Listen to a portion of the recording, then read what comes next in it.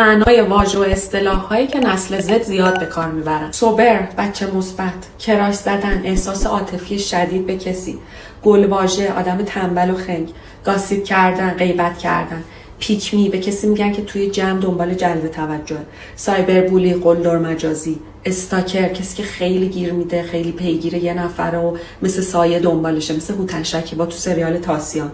تاکسیک یا سمی، کسی که توی یه جمع انرژی منفی میده و دنبال دو به همزنیه. اکلیلی شدن، ذوق زدگی خیلی زیاد. حق پلاس یا حق پرومکس، یعنی خیلی درست میگه. نوب، فرد مبتدی میگن که خیلی هم توی یادگیری ضعیفه. گنگش بالاست، کسی که خیلی آدم خاصیه و خودش رو دست بالا هم میگیره. وایب، حس و حال درونی. اسپم خنده، خنده خیلی زیاد. تبر زدن، کسی که توی یه رابطه گمراه میشه و تصمیمای اشتباه میگیره. شیپ کردن، دوست کردن، مثلا میگن فلانی فلانی رو با هم شیپ کرد، از همون ریلیشنشیپ میاد. عالی نواختن، به نوازندگی ربطی نداره، مثلا یکی آشپزیش خوبه میگن عالی نواختی.